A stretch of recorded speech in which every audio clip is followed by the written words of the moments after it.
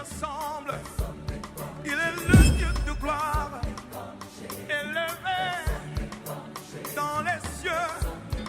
Personne n'est comme lui. Personne n'est comme lui. Personne n'est comme lui. Personne n'est comme lui. Personne n'est comme lui. Personne n'est comme lui. Personne n'est comme lui. Voici, il vient. Ensemble la trompette. Chevauchant les nuées. Brillant comme le soleil. Élève la voix. Car c'est le jubilé. Radio Sion. Dansez. Voici, il vient. Amen.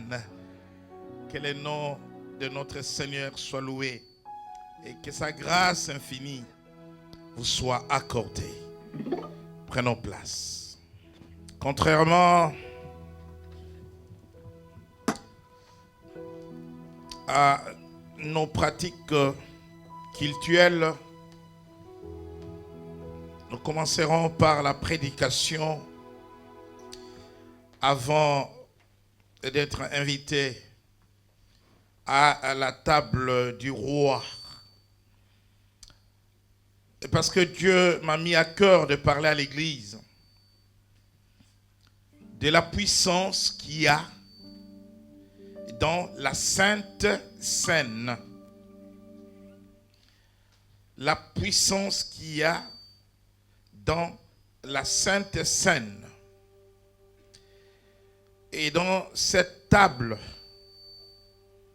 qui est dressée devant nous, cette table dressée devant nos ennemis, cette table est dressée devant la mort, cette table est dressée devant la maladie, cette table est dressée devant la pauvreté, la précarité.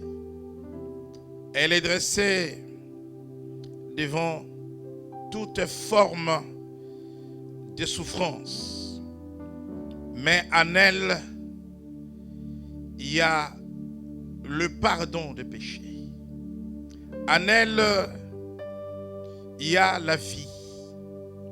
En elle, il y a la guérison. En elle, il y a la victoire.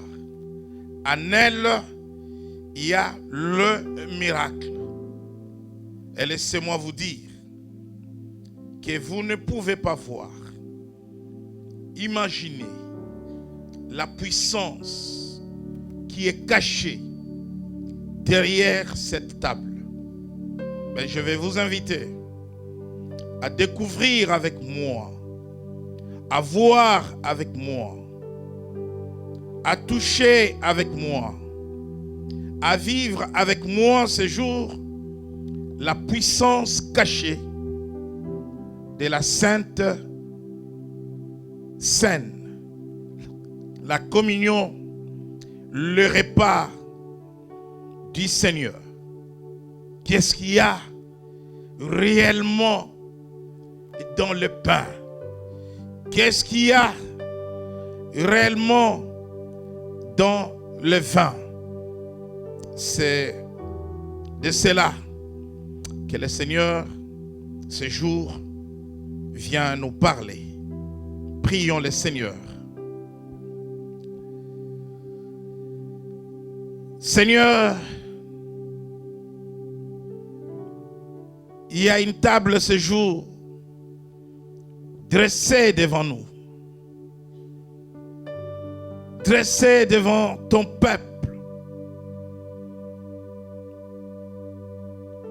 Viens nous parler et viens nous dire ce qui s'y trouve dedans. Seigneur, cette table révèle ta présence au milieu de ton Église. Nous t'invoquons, Jésus. Saint-Esprit de Dieu, viens nous accompagner dans la compréhension de la révélation, Ta parole est la vérité, Seigneur.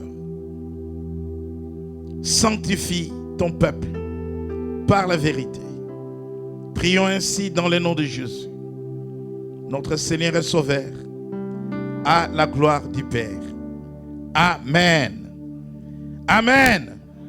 La puissance de la Sainte Seine.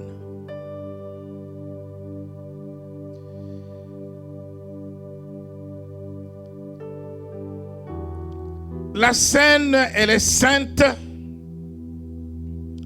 parce qu'elle révèle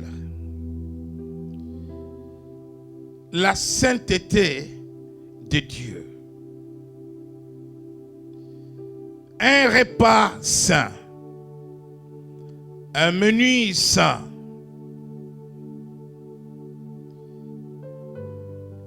tout simplement parce que ce repas est de Dieu. Nous avons l'habitude de prendre des repas dans nos maisons. Nous avons l'habitude d'aller dans des restaurants. Et dans nos fêtes, dans nos mariages, nous voyons les traiteurs nous présenter de menus, nous faire de bons repas.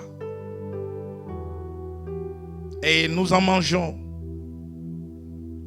Et quand nous en mangeons, nous sommes rassasiés. Des fois, c'est délicieux. Et cela donne de la joie. Mais ce matin,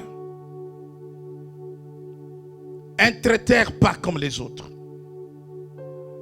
Un repas pas comme les autres. Ce n'est pas un repas qui vient remplir ton estomac.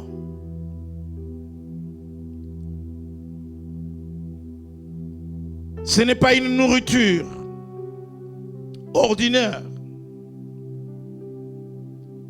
Et qu'après avoir rempli son estomac, après avoir mangé et bu, on va évacuer cela. Non. C'est un repas qui reste et dans le corps de l'homme. Parce qu'en lui, il y a la vie. En lui, il y a la guérison. Ce n'est pas un repas qui rentre et qui sort. Voyez-vous, en quoi ce repas est différent des autres repas? Parce que personne n'a gardé son repas du lundi jusqu'à ce jour. Autrement, c'est la mort. Autrement, c'est la maladie. Mais ces repas-là, si tu t'en sers, si tu en prends, tu les garderas toute ta vie pour l'éternité. Tu n'auras jamais soif. Tu n'auras jamais faim. Tu seras en bonne santé. Tes péchés te seront pardonnés. Tu vaincras tes ennemis. Les démons ne pourront pas t'approcher.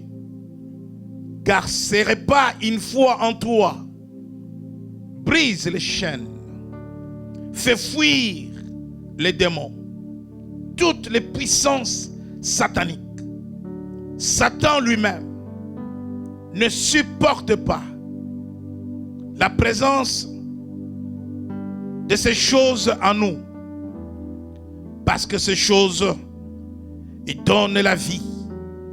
Ces choses libèrent en nous la puissance, la force d'en haut. Voilà pourquoi ce message est intitulé La puissance de la Sainte Seine. Beaucoup d'églises, beaucoup de chrétiens de nos jours n'ont pas compris l'importance spirituelle de la Sainte Seine. Et comme dans l'église de Corinthe, aujourd'hui encore, il y a des églises qui sont dans l'ignorance. Comme les chrétiens de Corinthe, aujourd'hui encore, il y a des chrétiens qui sont dans l'ignorance. L'ignorance de savoir, l'ignorance de connaître la puissance, connaître la vie et connaître la victoire, connaître le succès et connaître ce que la communion donne à l'homme. C'est que la communion fait et donne la vie de quelqu'un.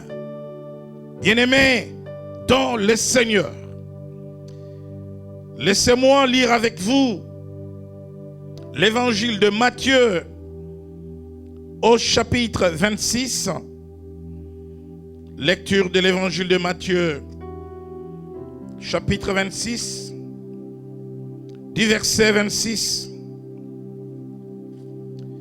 au verset 28.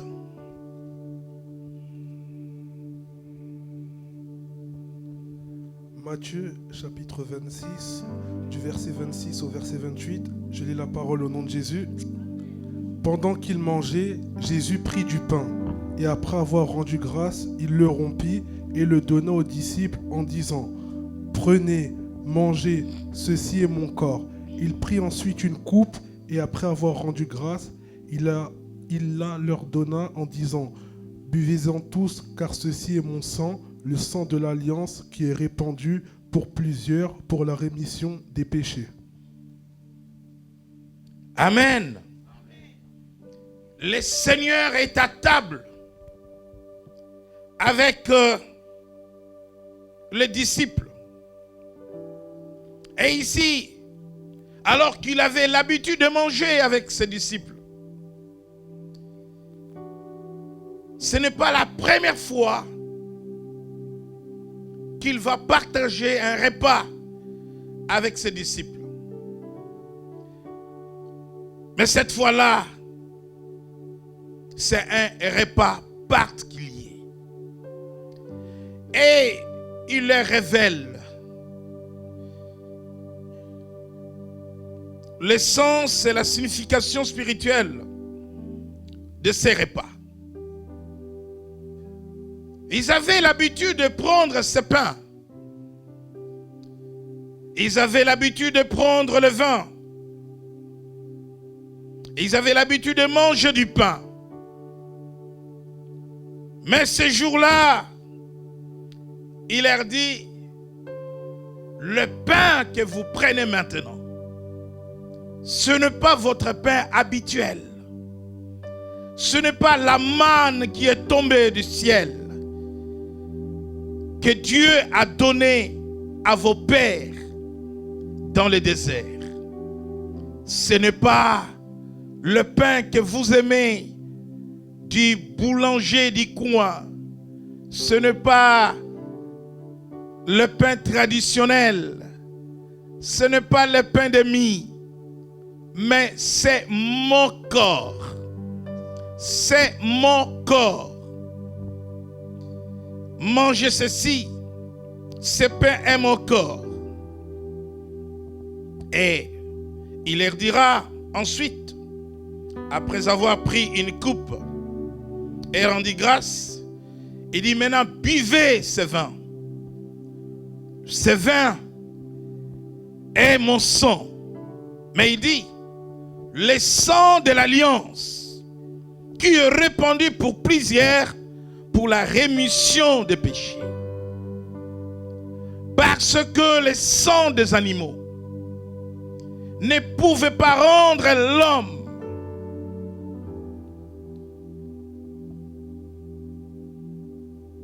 tel que Dieu le voulait.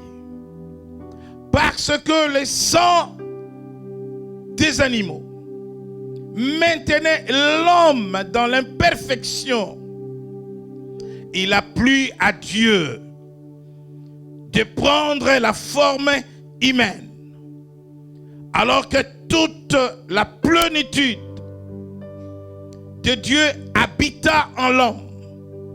Et cet homme, on l'a appelé Emmanuel, Dieu parmi les hommes, Dieu fait homme, la parole faite chair.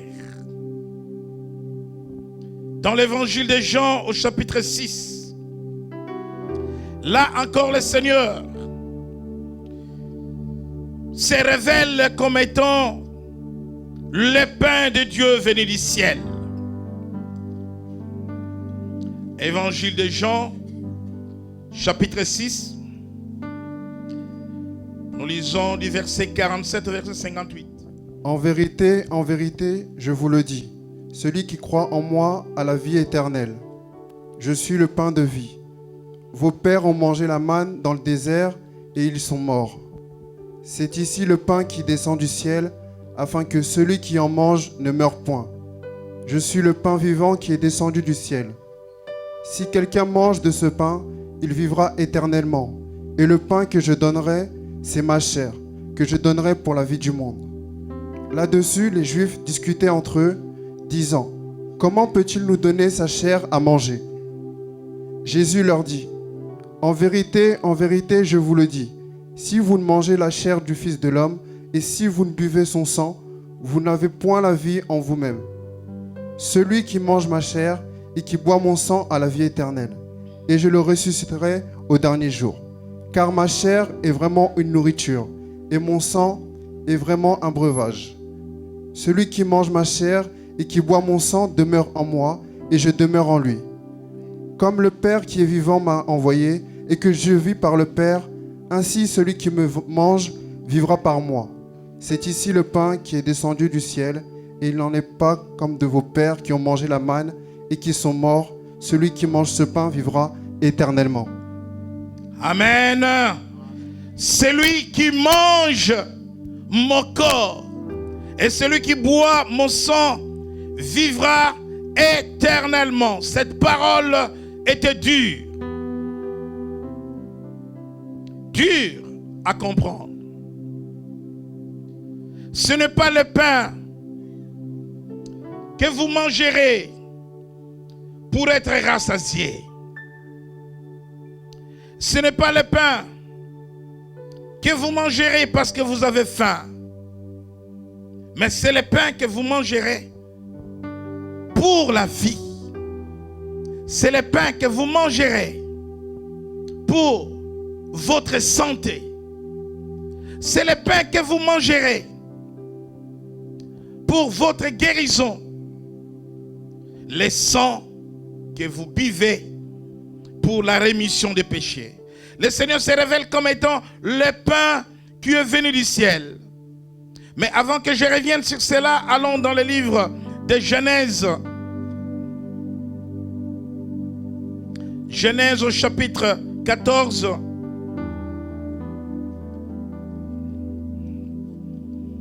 Et là, nous verrons comment la nouvelle alliance en Jésus-Christ. Genèse chapitre 14, verset 18, je lis la parole au nom de Jésus. Melchisédek, roi de Salem, fit apporter du pain et du vin. Il était sacrificateur du Dieu Très-Haut. Il bénit Abraham et dit, béni soit Abraham par le Dieu Très-Haut, maître du ciel et de la terre. Béni soit le Dieu Très-Haut qui a livré tes ennemis entre tes mains. Et Abraham lui donna la dîme de tout. Amen.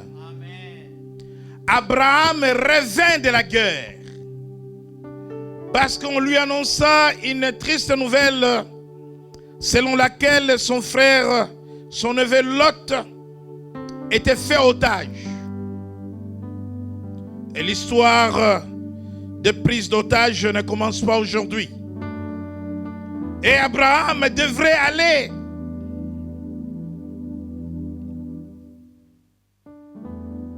attaquer le prenèrent d'otage de son neveu. Et pour les attaquer, il faut faire la guerre. Quand nous remontons au verset 17, après qu'Abraham fut revenu vainqueur de Kedorlaomer, et le roi qui était avec lui, le roi de Sodome, sortit à sa rencontre dans la vallée de Chavé, qui est la vallée du roi. Melchisedec, roi de Salem, fit apporter du pain et du vin. Il était sacrificateur du Dieu très haut. Il bénit Abraham et dit: béni soit Abraham par le Dieu très haut, maître du ciel et de la terre. Béni soit le Dieu très haut qui a livré tes ennemis entre tes mains. Et Abraham lui donna la dîme de tout. Abraham vient de faire la guerre. Et pour avoir fait la guerre, il a libéré son neveu, Lot, qui était enlevé. Mais il n'a pas libéré sans avoir fait des victimes dans les camps de l'ennemi. Certainement qu'Abraham avait tué. Et certainement qu'Abraham avait le sang entre ses mains. Mais ce personnage appelé Melchisedec, roi de Salem, qu'Abraham rencontre quand nous allons dans l'épître aux Hébreux, et nous comprenons, parce que la Bible dit qu'il n'avait ni généalogie, ni commencement, ni fin, et ni père, ni mère. Alors qu'il n'y a que Jésus-Christ qui est ainsi, le commencement et la fin.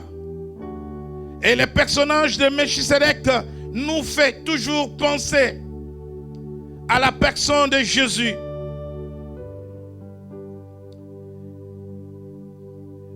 Melchisedec donna à Abraham du pain et le vin.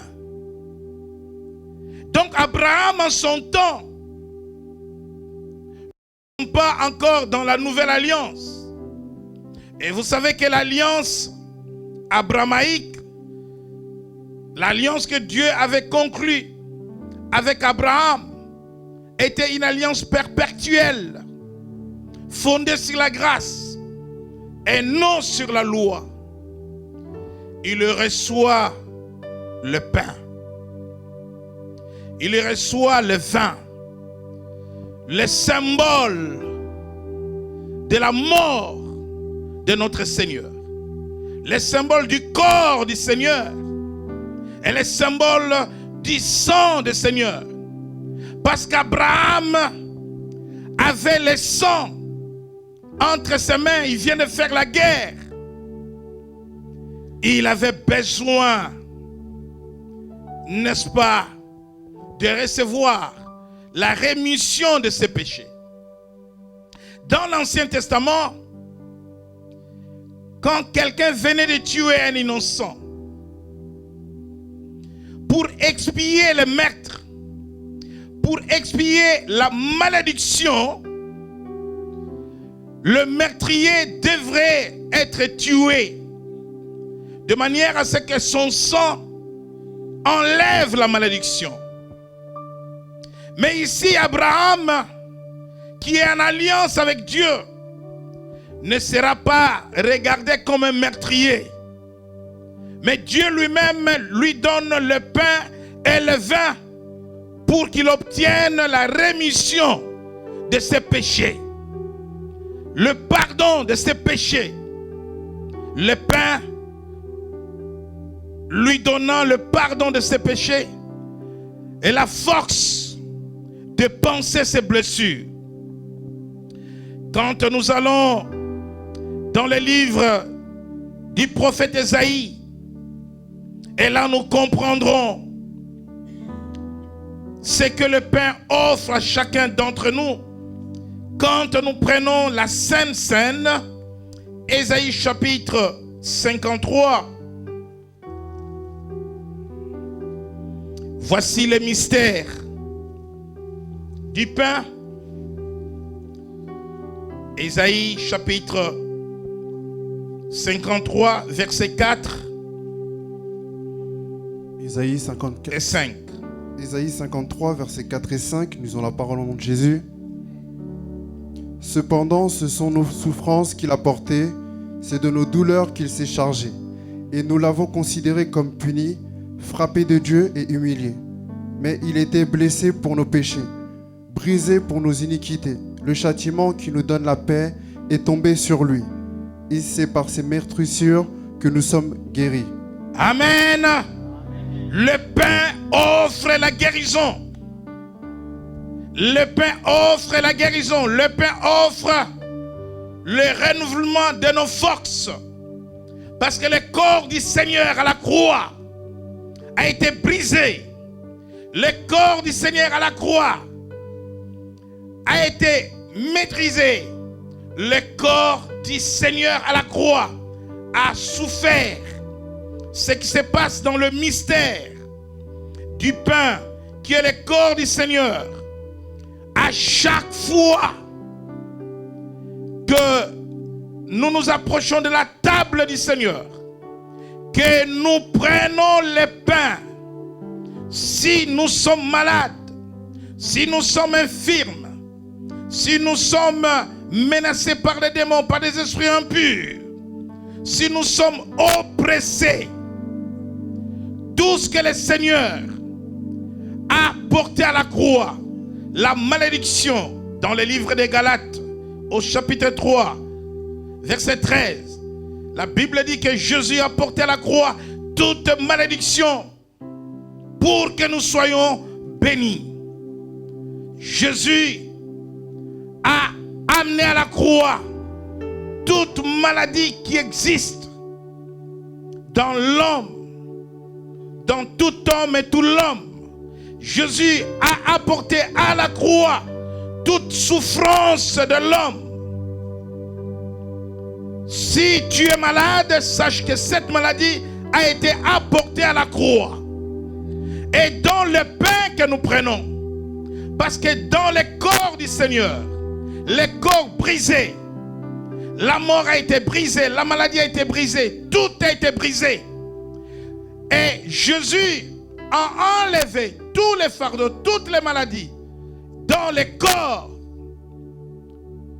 des hommes et des femmes. Quand nous prenons le pain, la maladie est ôtée à travers le corps du Seigneur. Et par ce pain, nous avons la guérison.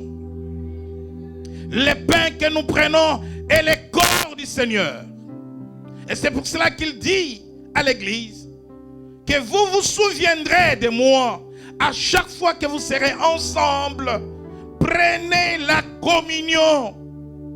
Parce que le mystère de la guérison, de toute maladie, de toute infirmité, est dans la communion.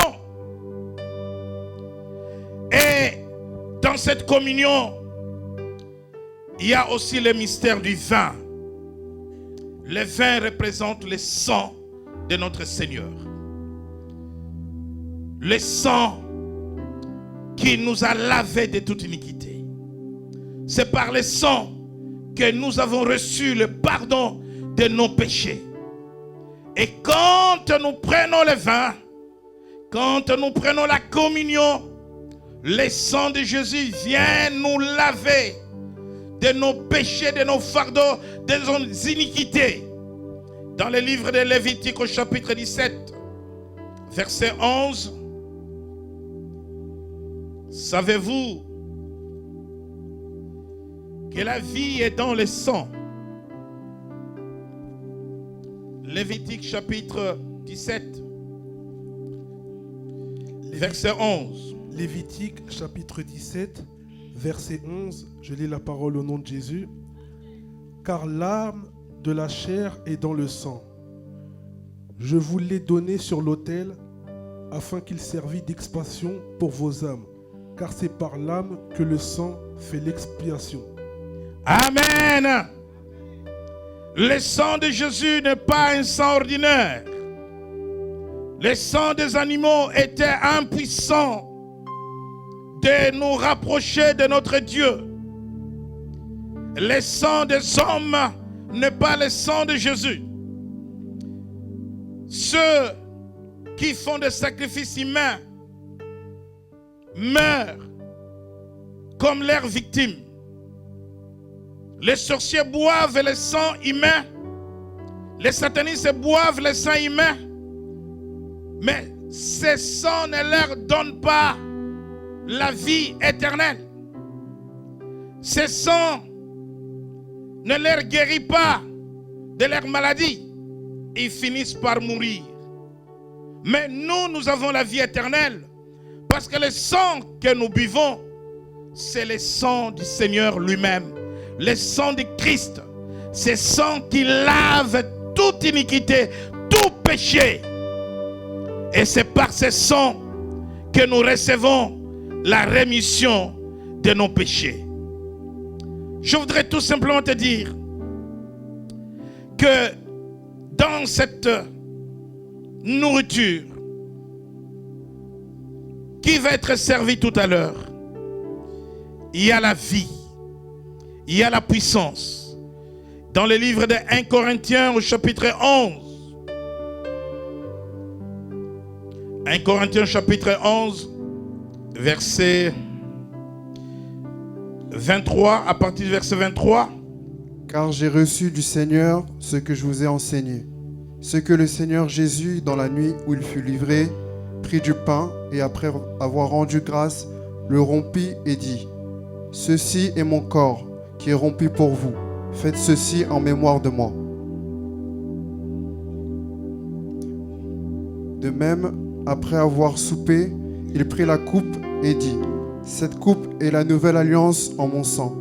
Faites ceci en mémoire de moi toutes les fois que vous en boirez.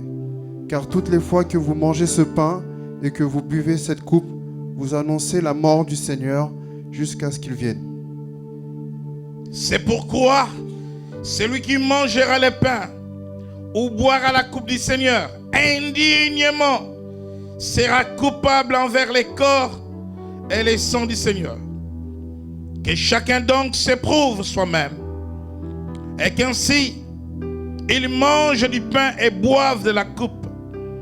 Car celui qui mange et boit sans discerner le corps du Seigneur mange et boit un jugement contre lui-même. C'est pour cela qu'il y a parmi vous beaucoup d'infirmes et de malades, et qu'un grand nombre sont morts. Un grand nombre sont infirmes. Un grand nombre sont morts. Nous sommes dans le contexte du désordre qu'il y avait dans l'église de Corinthe, où les chrétiens de Corinthe ne comprenaient pas la manière de célébrer les repas du Seigneur. Ils prenaient ces repas comme un repas ordinaire. Vous savez que cette église était disqualifiée à cause du péché de l'impudicité qui est rentré dans l'église.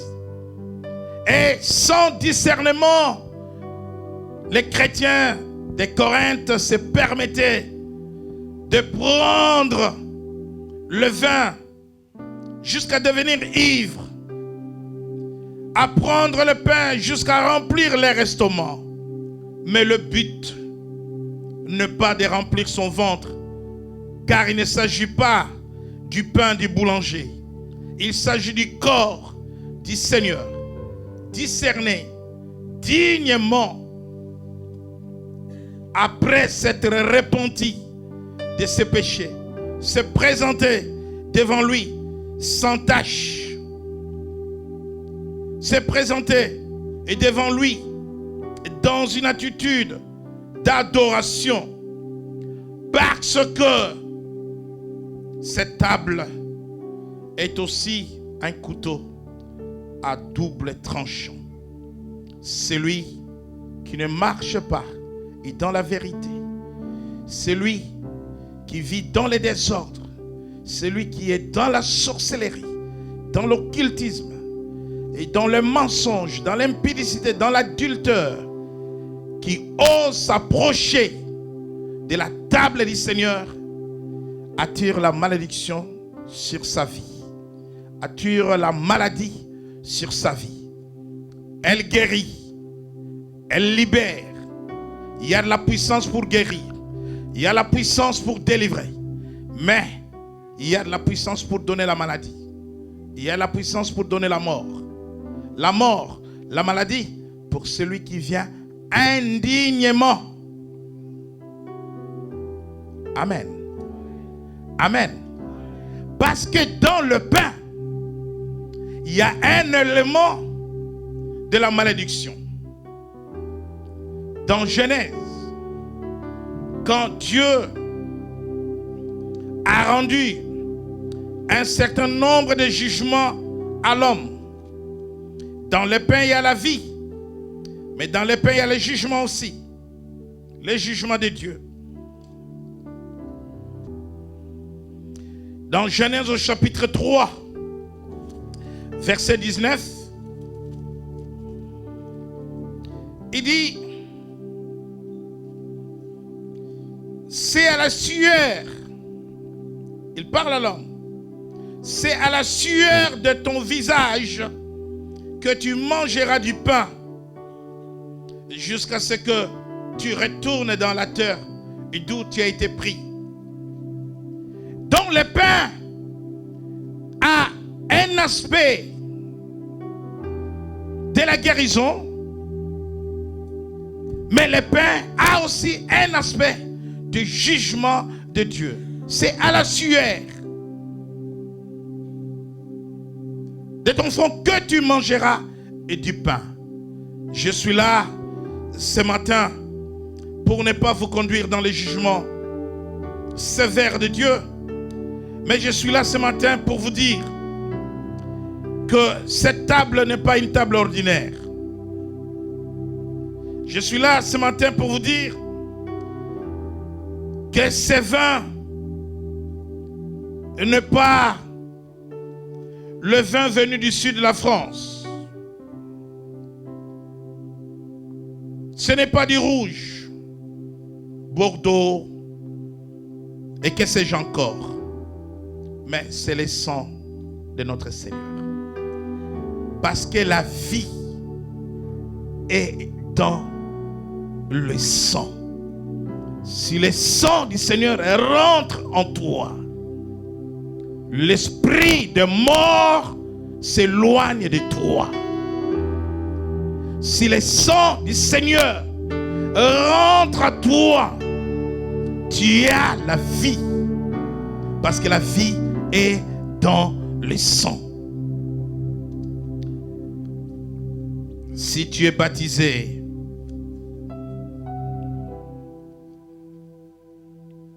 et que tu remplis toutes les conditions, pendant que je parle,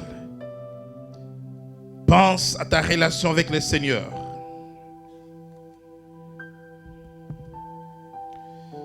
Si tu n'es pas en règle avec Dieu, certes, tu vas t'abstenir. Mais laisse-moi te dire que ce vin te sanctifie de tes péchés. Si tu es malade, le pain te donnera la guérison. Pendant que nous allons partager ces repas, après que chacun discerne sa situation, après que chacun va s'approcher dans la dignité pour partager la communion avec le Seigneur.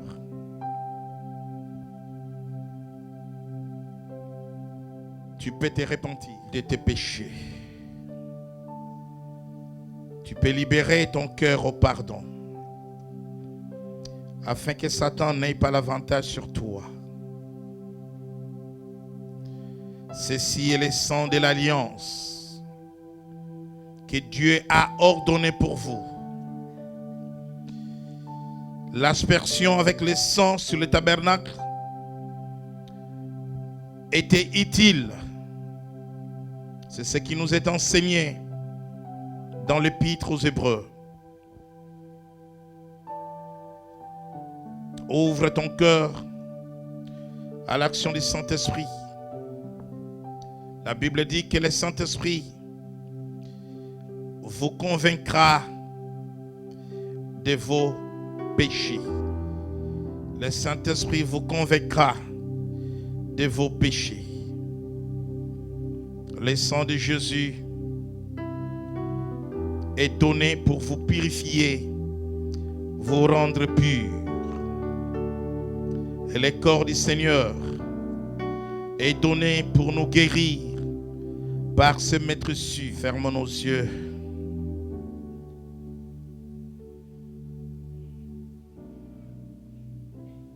Que chacun se tourne vers le Seigneur.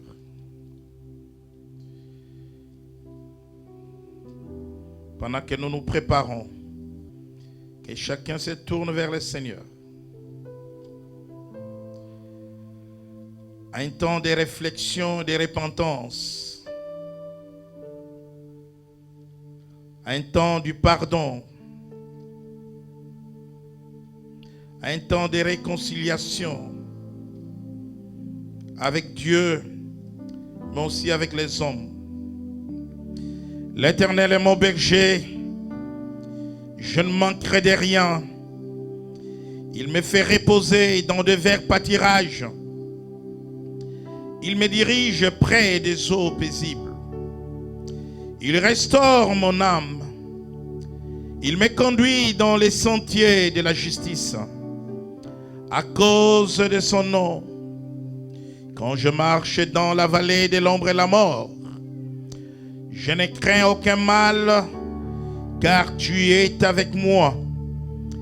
Ta houlette et ton bâton me rassurent. Tu dresses devant moi une table en face de mes adversaires. Tu oins d'huile ma tête et ma coupe déborde. Oui, le bonheur et la grâce m'accompagneront tous les jours de ma vie et j'habiterai dans la maison de l'Éternel jusqu'à la fin de mes jours. Tu dresses devant moi une table en face de mes adversaires. Une table est dressée en face de ta maladie. Une table est dressée en face de ton infirmité. Une table est dressée ce jour en face de ta pauvreté. Et cette table est là pour te sauver, pour te libérer, pour te guérir, pour te donner la vie. Une table est dressée en face de tes ennemis. Ils seront écrasés car ils ne peuvent pas tenir devant cette table. Une table est dressée devant tes ennemis. Une table est dressée et devant ta maladie. Une table est dressée devant la mort. Une table est dressée. Une table est dressée devant tes problèmes. Une table est dressée devant tes soucis. Cette table est la réponse à tes problèmes. Cette table est la réponse à ta maladie. Cette table est la solution à tes problèmes. Cette table est ta victoire. Cette table est ta guérison ce jour. Elle est là, la table. Elle est dressée devant toi. Elle est là. La table qui donne la vie. La table qui purifie les péchés. La table qui brise la stérilité. Si tu prends le pain, si tu n'as pas d'enfants, tu auras des enfants. Ce pain va amener le miracle de la conception. Ton ventre sera à feu aujourd'hui. Quand ce pain va rentrer dans ton corps, quelque chose va se passer. La stérilité sera brisée ce jour. Si tu es malade, tu es en attente d'une opération. Quand le pain va rentrer dans ton corps, c'est pour te guérir. Et pendant que je parle, j'annule toute opération au nom de Jésus. Tu recevras la guérison au travers de ce pain aujourd'hui.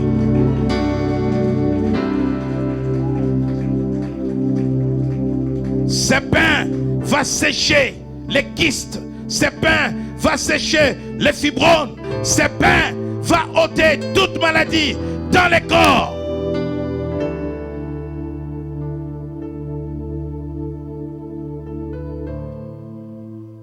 Si tu es anémique, quand tu prendras le vin,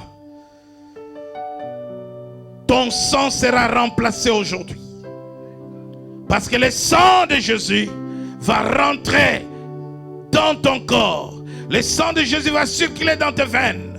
Et désormais, le sang que tu porteras ne sera pas celui de ton père biologique, de ta mère biologique, mais le sang que tu porteras de ce jour sera le sang de Jésus. Je brave l'anémie.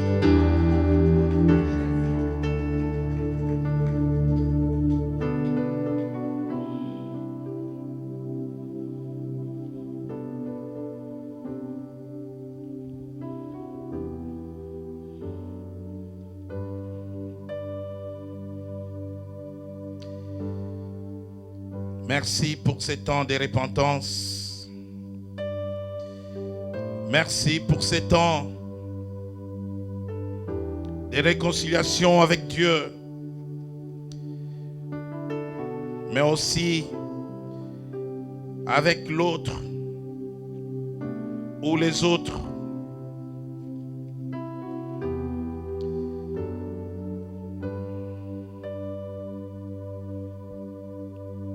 Quand nous passons à table ce jour, quelque chose arrive, quelque chose se passe pour ta guérison, pour ta vie. Amen. Amen.